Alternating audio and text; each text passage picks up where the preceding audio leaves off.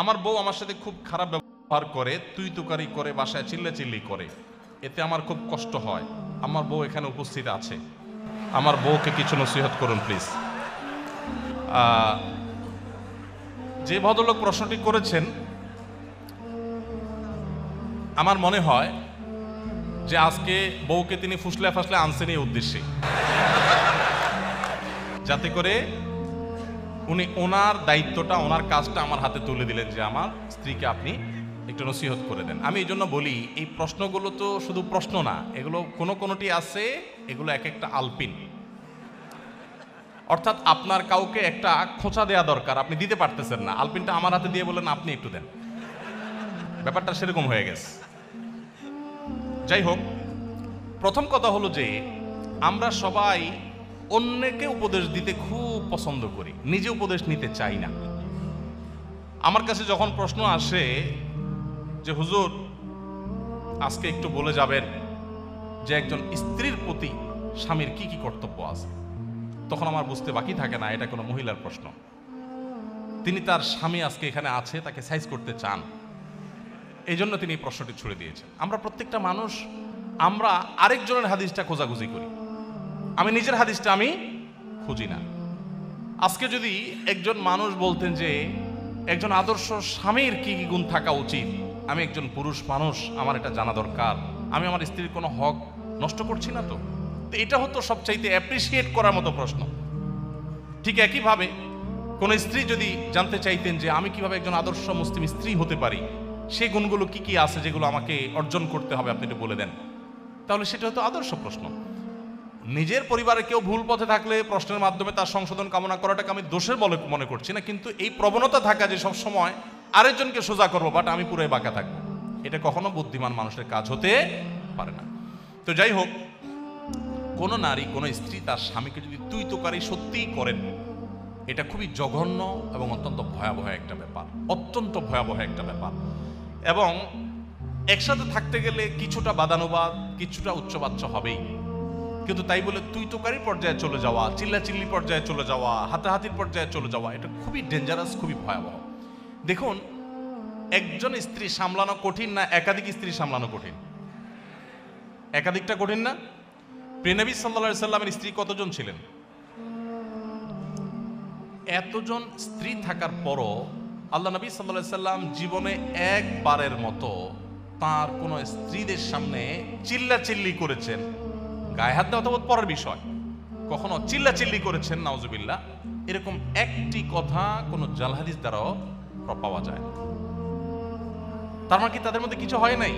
বহু কিছু হয়েছে, এমন এমন জিনিস হয়েছে আমরা মনে করি যে কিছুই হয় নাই, বহু কিছু হয়েছে। হ্যাঁ, বহু কিছু বলতে আমরা যেগুলো মনে করি এরকম না, মানুষ হিসাবে তাদের মধ্যে অনেক কিছু হয়েছে। এক স্ত্রীর ঘর থেকে মধু খেয়ে এসছেন, হাফসা রাদিয়াল্লাহু তাআলা আনহা, আয়েশা রাদিয়াল্লাহু আনহা দুজন সলা পরামর্শ করলেন যে ওনার বাসায় যায় মধু খাইলো, সতীন হিসাবে একটা ঈর্ষা থাকে, তো আমরা ওনাকে আসলেই বলবো যে আপনার মুখ থেকে মাগাফিরের ফলের গন্ধ আসতেছে। ঠিক ওই প্ল্যান অনুযায়ী রাসূল আকরাম সাল্লাল্লাহু আলাইহি ওয়াসাল্লাম আসার পর বলতেছে, আপনি কি মাগাফির খাইছেন? মাগাফির গন্ধ আসতেছে কেন মুখ থেকে? রাসূল সাল্লাল্লাহু আলাইহি ওয়াসাল্লাম বলেন, না তো, মাগাফির তো খাই নাই, এটা খুব দুর্গন্ধ জাতীয় ফল, এটা তো খাই নাই। উনি আবার মুখে দুর্গন্ধটাকে খুব অপছন্দ করতেন, জিবরিল আসতো তার কাছে সবসময়। তো এবার ওনারা আবার আইডিয়া দিচ্ছেন যে আপনি মধু খাইছেন, মাগাফির খান নাই, হতে পারে পাখিয়ে ওই মাগাফির খেয়ে এসে মধুতে মুখ দিছে। দেখেন কত সুন্দর পরিকল্পনা। তো নবী সাল্লাল্লাহু আলাইহি সাল্লাম দেখলেন যে স্ত্রীরা নাখোশ হয়ে গেছে, বলেন যে ঠিক আছে, তাহলে আজ থেকে আমি আর মধু কোনোদিনই খাবো না।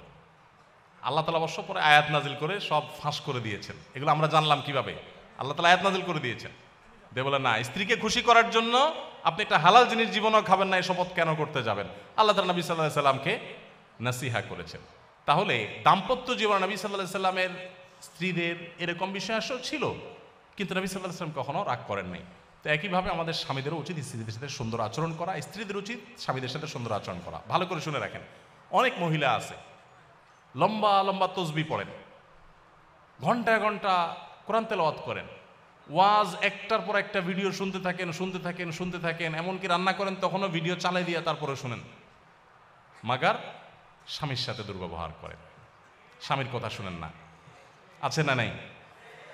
এখানে যদি পুরুষ বেশি, অতএব পুরুষের ঠিকের পরিমাণ বেশি হবে, এটাই স্বাভাবিক।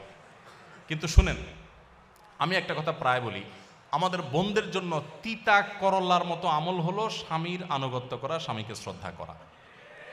তিতা করল্লা খেতে কষ্ট হলেও, করলার রস চিবায় খেতে কষ্ট হলেও অনেক দুরারোগ্য ব্যাধির উপশম হয়।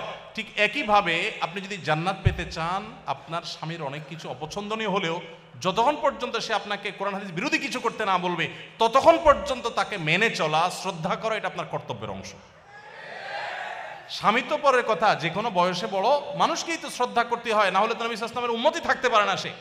আমি এরকম বহু মহিলা কথা জানি যে শুধু বোরকা পরেন না, হাত মোজা পামোজা মেনটেন করেন, তাহাজ্জুদও পড়েন, জিকির আজকার করেন, তেলাওয়াত করেন, ওয়াজ শুধু শুনেন না, ওয়াজ মানুষকে করেনও, মাগার ওনার স্বামীর প্রতি তিনি দায়িত্বশীল স্ত্রী না। কখনো এই মা নারী আল্লাহর কাছে প্রিয় বান্দী হতে পারবে না। ইসলাম যে সুন্দর একটা পরিবার ব্যবস্থাপনা আমাদের দিয়েছে, এটার মূল মন্ত্রটা এখানে যে স্বামীকে তার স্ত্রীর প্রতি সর্বোচ্চ সদ্ব্যবহার করার নির্দেশ করা হয়েছে, আবার স্ত্রীকে স্বামীর প্রতি রেসপেক্ট করতে বলা হয়েছে। সবাই যার যার জায়গায় সর্বোচ্চ ভালো হওয়ার চেষ্টা করবে। এবং স্বামীদের ব্যাপারে নবী সাল্লাল্লাহু আলাইহি ওয়াসাল্লাম কত বড় কথা বলেছেন যে তোমাদের ভিতরে সবচাইতে উত্তম মানুষ সে যে তার ফ্যামিলির কাছে, স্ত্রীর কাছে ভালো। এবং নবীজি কত বড় মানে উচ্চ পর্যায়ের সদাচরণ তার ছিল যে তিনি বলছেন ওয়ানা খায়রুকুম লি আহলি, স্ত্রীর কাছে ভালো থাকার ক্ষেত্রে তোমাদের যে কারোর চাইতে আমি আমার পরিবার, স্ত্রীদের কাছে আমি ভালো। এতজন স্ত্রীর কাছে ভালো থাকা সহজ কাজ না কঠিন কাজ? কি পরিমাণ ধৈর্যের পাহাড় হলে এটা সম্ভব? অতএব স্বামী স্ত্রী উভয়ের প্রতি দায়িত্বশীল হওয়া উচিত। বিশেষ করে মা বোনরা তথাকথিত বরবাদ হয়ে যাবে। আল্লাহকে সন্তুষ্ট করবার জন্য নিজের কাছে ভালো না লাগলেও দাঁত খিচে সবর করে হলেও নিজের স্বামীকে শ্রদ্ধা করতে শিখুন।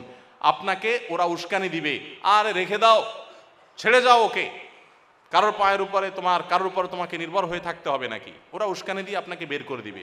এর পরবর্তী ইতিহাসটা আর ওরা আপনাকে জানতেও আসবে না, মানুষকে জানাতেও আসবে না। এই জন্য আল্লাহর ভয় যদি থাকে, স্বামী স্ত্রী পরস্পর প্রতি শ্রদ্ধাশীল হতে হবে, এবং এটা না হলে আপনার তাকওয়া কখনো শক্তিশালী হবে না। আপনার জন্য সবচেয়ে বড় চ্যালেঞ্জগুলোর একটা হলো, মনে রাখেন, আপনার জন্য নফল নামাজ পড়া, কোরআন হাদিসের অনেক কিছু চর্চা করা আপনার জন্য এত কঠিন না, স্বামীর আনুগত্য করা তত কঠিন। নবী সাল্লাল্লাহু আলাইহি ওয়াসাল্লাম মেয়েদের জান্নাতে যাওয়ার পূর্ব শর্ত 4টা উল্লেখ করেছেন।